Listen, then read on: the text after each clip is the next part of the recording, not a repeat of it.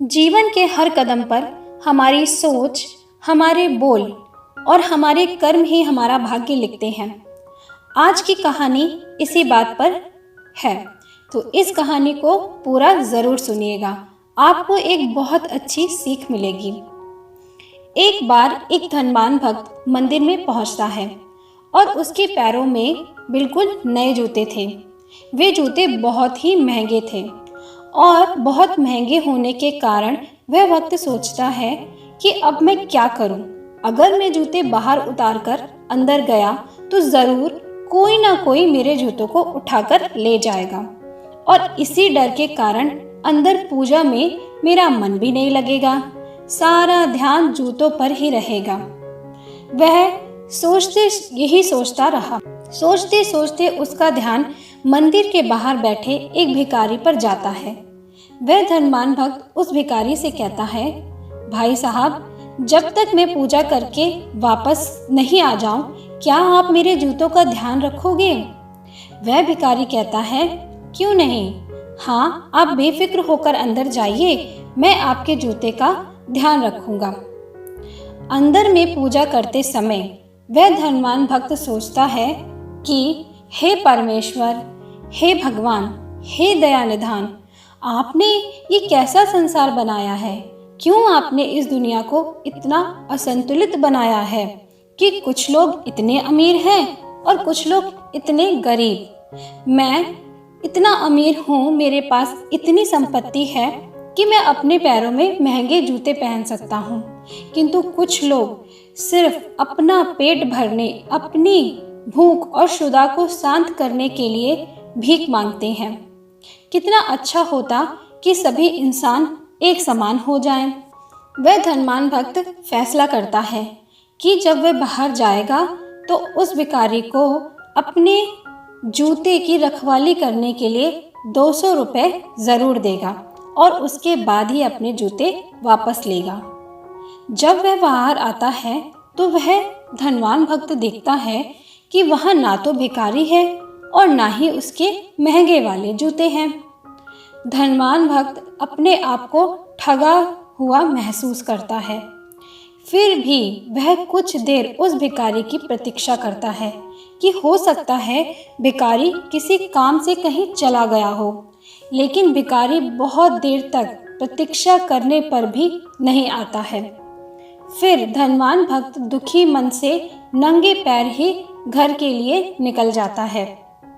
थोड़ी दूर चलते वक्त रास्ते में फुटपाथ पर देखता है कि एक व्यक्ति जूते चप्पल बेच रहा है।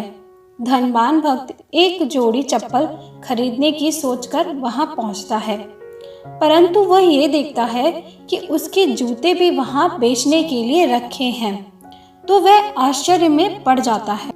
फिर वह उस फुटपाथ पे लगाई हुई दुकान वाले को बहुत जोर से चिल्लाकर कहता है और उस जूते के बारे में पूछता है, तो वह व्यक्ति बताता है कि एक भिखारी उन जूतों को 200 रुपये में बेचकर चला गया है।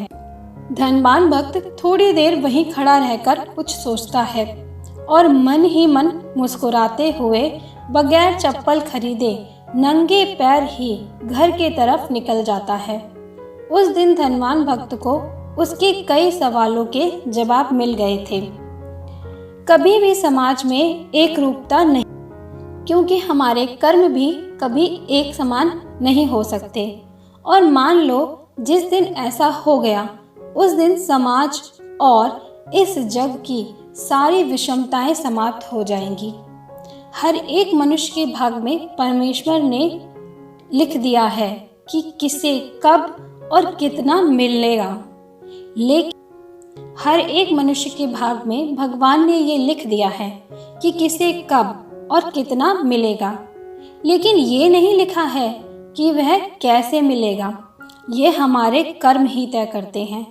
जैसे कि भिखारी के लिए उस दिन तय था कि उसे 200 रुपये मिलेंगे, लेकिन कैसे मिलेंगे यह उस भिखारी ने अपने कर्म द्वारा तय किया। हमारे कर्म ही हमारा भाग्य, यश, अपयश, लाभ, हानि, जय, पराजय, दुख, शोक, लोक, परलोक सब कुछ तय करते हैं। हम इसके लिए परमेश्वर को दोषी नहीं ठहरा सकते। तो दोस्तों, इस कहानी से हमें क्या सीख मिलती है?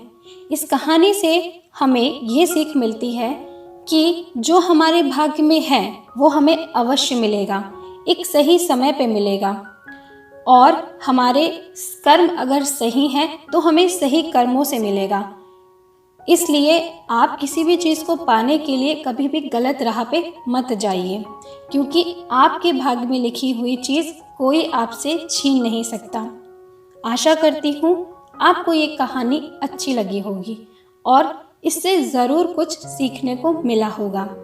इसी तरह की नई नई कहानी, मोटिवेशनल वीडियो को सुनने के लिए मेरे चैनल से जुड़े रहें और ज़्यादा से ज़्यादा शेयर और लाइक कीजिए। मिलूंगी आपसे अगले वीडियो में। तब तक नमस्कार।